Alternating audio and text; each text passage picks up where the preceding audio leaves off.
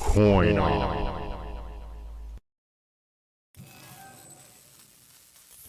Hello, YouTube coin community. It's me, Robert, with CoinUp.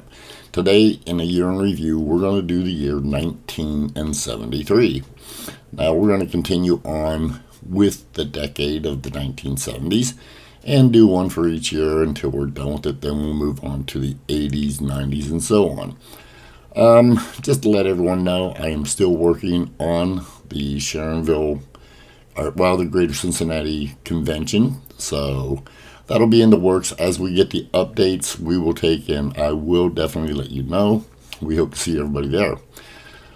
Before we get into it, I hope you hit the thumbs up.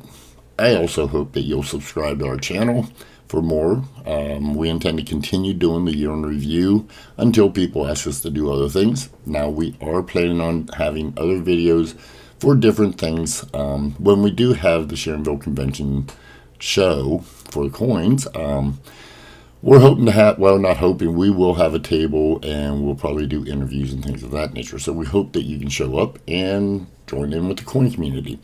But for now, let's get into a year in review, 1973, and I'll get back with you at the end of the video and maybe give you a little more information. So let's go. In 1973, an ounce of gold would have cost you $97.39. It had moved up considerably after Nixon took us off of the gold standard. For a half a gallon of milk delivered, it was 69 cents.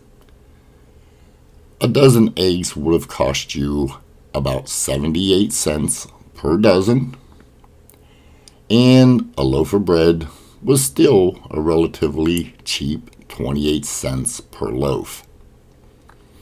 In 1973, some of you may remember at the gas pump, OPEC took over. Even though the average gallon of gas was between 39 and 42 cents a gallon, you can see here in this picture, it steeply climbed to $1.11 a gallon. And you can see the long lines. This was all because of the OPEC oil embargo.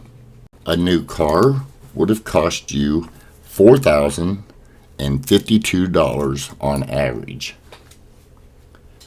A new house in 1973 was about $32,500, depending upon where you lived and the location.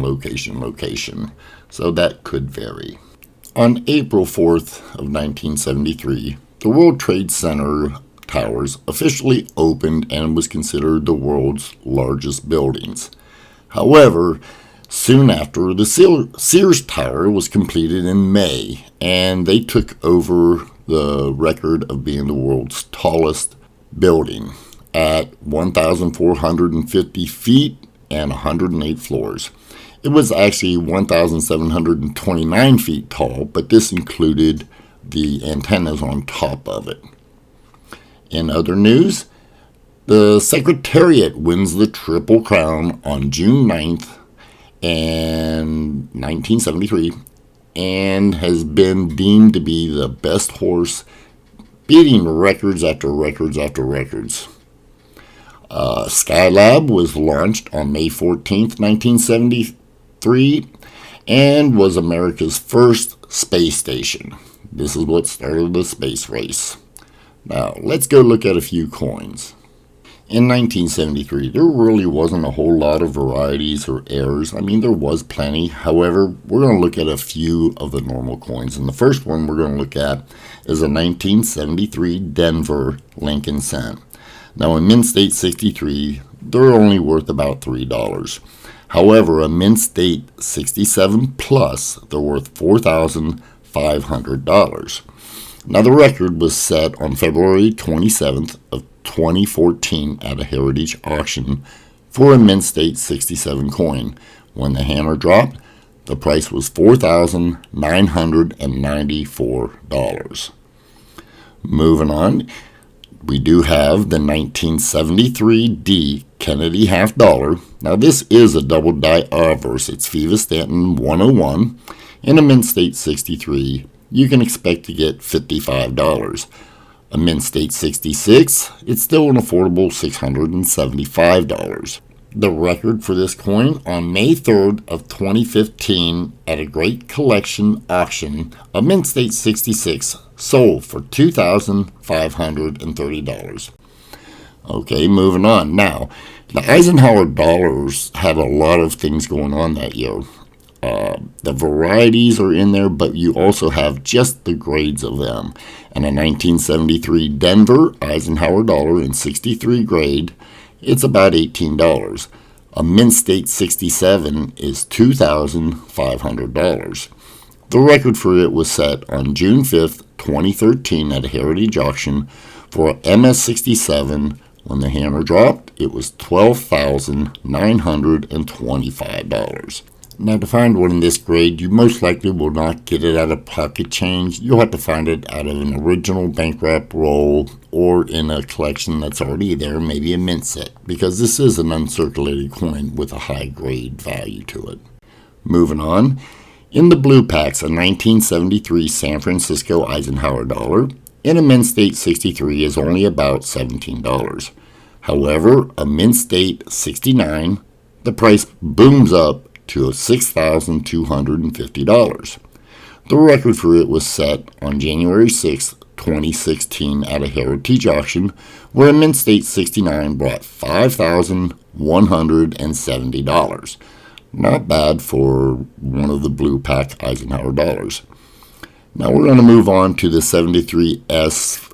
This is the 40% silver proof. It's also the FS 101 double die Avers.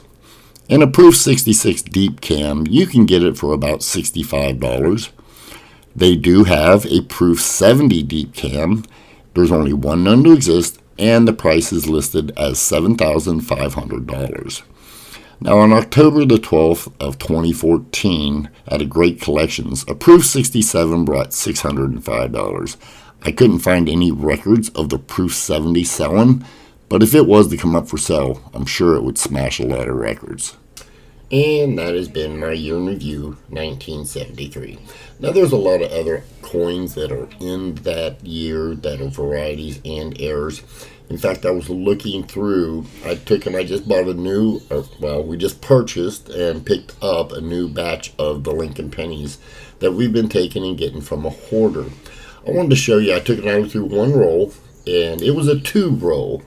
Now, tube roll is like this. It's already taken, and it looks many times, a lot of people think they've been searched.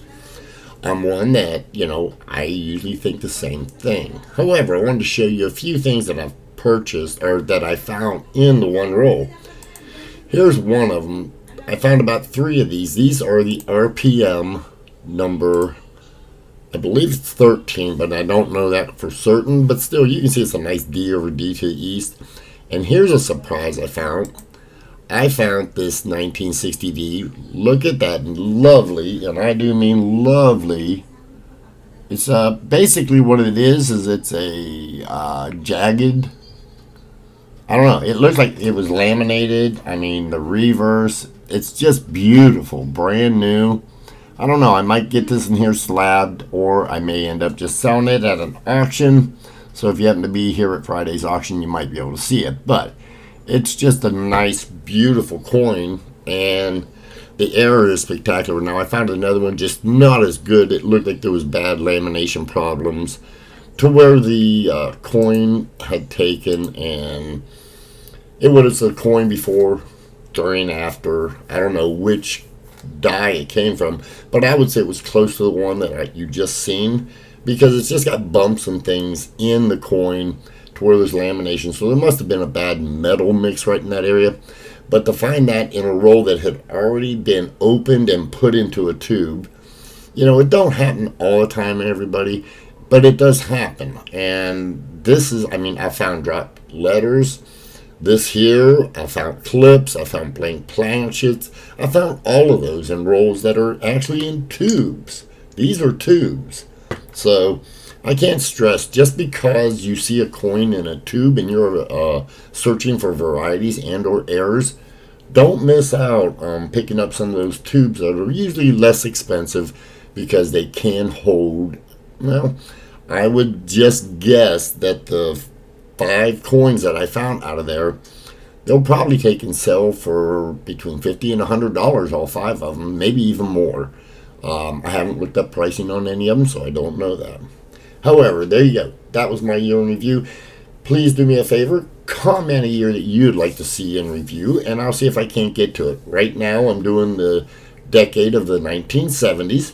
Then we're going to move on to the 80s. So I intend to keep moving forward with these year in reviews. I hope you enjoy them. We hope you hit the thumbs up, and we hope you subscribe and hit the bell, and you'll be notified when we go live. We have auctions every Monday and Friday at 8 p.m. Eastern Standard Time, and on Wednesdays at 3 p.m. Eastern Standard Time. So take care, everybody. Have a wonderful weekend, and as I always like to say, happy hunting.